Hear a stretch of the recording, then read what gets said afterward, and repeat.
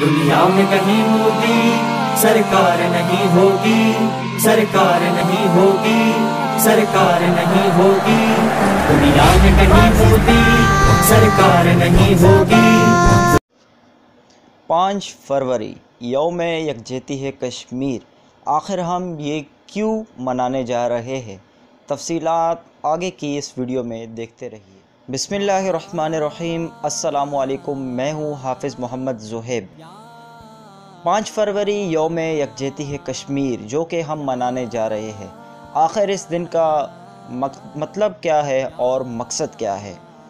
5 فروری کی یہ یاد ہے کہ اپنے کشمیری بھائیوں کے ساتھ ہم کھڑے ہو سکے اور دنیا کو یہ بتا سکے، خاص کر انڈیا کو یہ بتا سکے کہ ہم اپنے ان مسلمان بھائیوں کے ساتھ، ان مومن بھائیوں کے ساتھ، ان کشمیری بھائیوں کے ساتھ کھڑے ہیں جن پہ مودی سرکار نے ظلم پہ ظلم شروع کیا ہوا ہے اور ان کو ظلم و ستم کا نشانہ مسلسل بنایا جا رہا ہے۔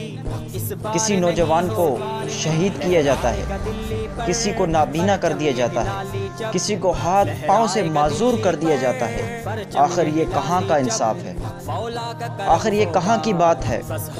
یہ کیسی حکمرانی ہے؟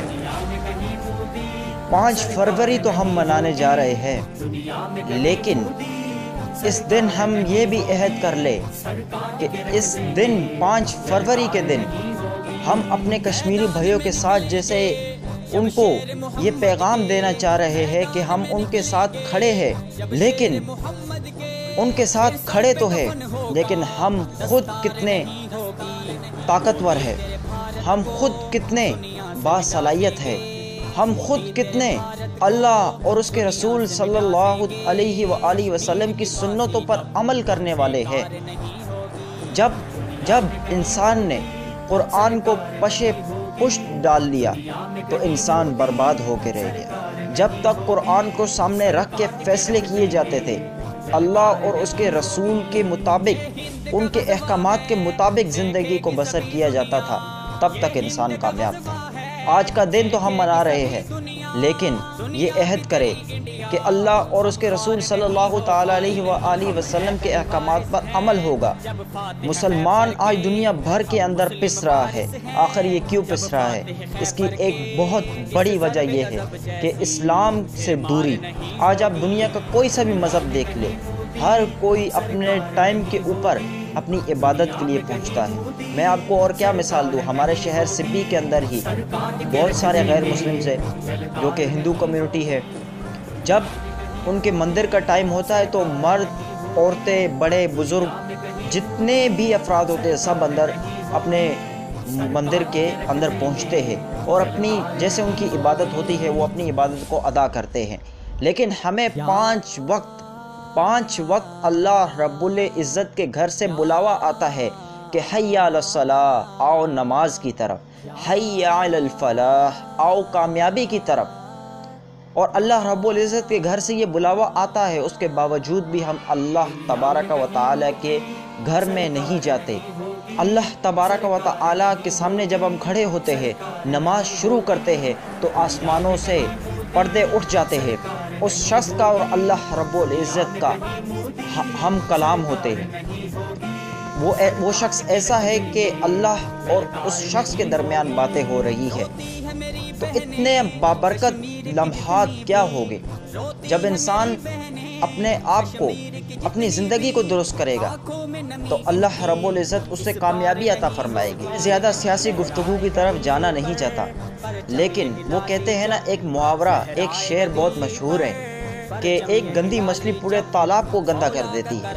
یہ مودی وہ گندی مچھلی ہے، یہ وہ گندی مچھلی ہے جس نے پورے تالاب کو گندا کر دیا ہے۔ ہم مسلمان ہونے سے پہلے ایک انسان ہے، انسان کے درد کو سمجھیے، انسان کے احساسات کو سمجھیے، انسان کی قدر کیجیے۔ مرنے کے بعد تو غیر بھی آ جاتا ہے بھائیو، انسان کی قدر جیتے جی کیجیے۔ 5 فروری کے دن یہ عہد کر لیے، 5 فروری کے دن یہ عہد کر لیجئے کہ اگر میں کچھ کر نہیں سکتا، لیکن میں کوشش تو کر سکتا ہوں نا۔ میں کوشش ہی کروں گا، کیا پتہ میری کوشش کام آ جائے، کیا پتہ میری یہ کوشش رنگ لے آئے اور میری وجہ سے کسی مسلمان کی زندگی درست ہو جائے، نیکی کی دعوت دینے والا بن جاؤ، اپنے مسلمان بھائیوں کو صراط مستقیم سیدھے راستے پر لے آنے والا بن جاؤں میں۔ کم سے کم کوشش تو کر سکتے ہیں نا یار۔ میری اتنی عمر نہیں کہ میں اتنی باتیں کروں، لیکن آپ کسی بھی انسان کی عمر کو مت دیکھیے، اس کے تجربے کو دیکھیے، اس کی بات کو سمجھیے۔ میں کوئی سیاسی گفتگو یا اس طرح کی ٹاپکس پر جانا نہیں چاہتا، لیکن آپ کو صرف اتنا کہنا چاہتا ہوں کہ مسلمان ہے، آقا کے امتی ہے۔ مسلمان کی تو اتنی بڑی شان ہے کہ حضور صلی اللہ تعالی علیہ وسلم نے کعبے کے سامنے کھڑے ہو کر فرمایا کہ اے کعبہ، تیری شان تو بے شک بہت بڑی ہے، لیکن ایک مسلمان، ایک مومن کی شان تجھ سے بھی بڑی ہے۔ تو ایک مسلمان کی شان تو اتنی بڑی ہے، مومن کو تو اللہ رب العزت نے اتنی نعمتیں عطا فرمائی ہے، اور اللہ تبارک و تعالی سے یہ دعا ہے کہ ہمیں سیدھے راستے پر چلنے کی توفیق عطا فرمائے، اور اپنے رسول صلی اللہ علیہ وآلہ وسلم کے احکامات پر عمل کرنے والا بنائے۔ اسی امید پر اور اسی عزم پر ہم اپنی افواج کے ساتھ کھڑے ہیں۔ سب سے پہلے یہ ملک، اس کے بعد اور چیزیں۔ اللہ رب العزت ہمارے اس ملک پاکستان کو شاد و آباد رکھے تا قیامت، اس پر رحمتیں، برکتیں، بلندیاں، کامرانیاں نصیب فرمائے سے، اور اللہ رب العزت ہمیں دین پر چلنے والا بنائے، نیکی کی دعوت دینے والا بنائے، اور اللہ رب العزت ہمیں ایک دوسرے کا احترام کرنے والا بنائے۔ اور قرآن کے اندر اللہ رب العزت نے فرمایا کہ جب تک جو قوم اپنے آپ کو بدلنے کی کوشش نہیں کرتی، ہم بھی اسے بدلہ نہیں کرتے۔ جب تک ہم اپنے آپ کو بدلنے کی کوشش ہی نہیں کریں گے تو اللہ رب العزت بھی ہمیں وہ توفیق نہیں دے گی، ہمارے اندر وہ صلاحیت نہیں ڈالے گی، اللہ رب العزت ہمارا ساتھ نہیں دے گی جب تک ہم اللہ اور اس کے رسول کی اتباع کرنے والے نہیں بن جاتے۔ ایک بہت ہی پیاری حدیث مبارکہ ہے کہ تب تک وہ بندہ کامل مومن نہیں ہو سکتا جب تک اس کے ہاتھ اور زبان سے دوسرا مسلمان، دوسرا مومن محفوظ نہ رہے۔ آج ہم دیکھیں کہ اگر ایک گلی کے اندر کسی کے گھر کے آگے کچرے کا ایک شوپر ہی کیوں نہ پڑا ہو، تو ہم دیکھتے ہیں وہ پڑا ہوا ہے، ہم یہ نہیں کرتے کہ اسے اٹھا کر ڈسٹ بن کے اندر پھینک دیں، ہم اس کو کچرے کی جگہ پہ جا کے پھینک آئے، لیکن نہیں، ہم اس کچرے کے شوپر کو اٹھا کر وہاں پھینکتے ہیں، وہاں چھوڑ کر آتے جس شخص سے ہماری نہیں بنتی، جس شخص سے ہماری بنتی نہیں، اس کے گھر کے سامنے ہم اسے چھوڑ۔ ہم اپنی افواج کے ساتھ کھڑے ہیں، سب سے پہلے یہ ملک، اس کے بعد اور چیزیں۔ اللہ رب العزت ہمارے اس ملک پاکستان کو شاد و آباد رکھے تا قیامت، اس پر رحمتیں، برکتیں، بلندیاں، کامرانیاں نصیب فرمائے سے، اور اللہ رب العزت ہمیں دین پر چلنے والا بنائے، نیکی کی دعوت دینے والا بنائے، اور اللہ رب العزت ہمیں ایک دوسرے کا احترام کرنے والا بنائے۔ اسی عزم اور اسی امید کے ساتھ آپ سب سے اجازت چاہتا ہوں۔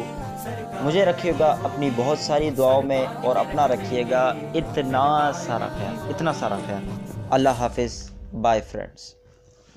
ہوگی دنیا میں کہیں مودی سرکار نہیں ہوگی، سر کاٹ کے رکھ دیں گے للکار نہیں ہوگی۔ روتی ہے میری بہنیں کشمیر کی جتنی بھی، روتی ہے میری بہنیں کشمیر کی جتنی بھی، آنکھوں میں نمی ان کی اس بار نہیں ہوگی۔ لہرائے گا دلی پر